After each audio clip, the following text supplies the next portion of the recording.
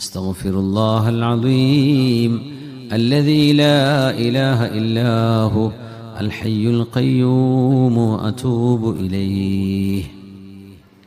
ഈ ദിക്ർ ചൊല്ലിയാൽ മനസ്സിൻ്റെ ദുഃഖവും അള്ളാഹു ഇല്ലാതാക്കി തരുമെന്നും പ്രയാസങ്ങളിൽ നിന്ന് അള്ളാഹു തആല പുറത്തേക്കുള്ള വഴി കാണിച്ചു തരുമെന്നും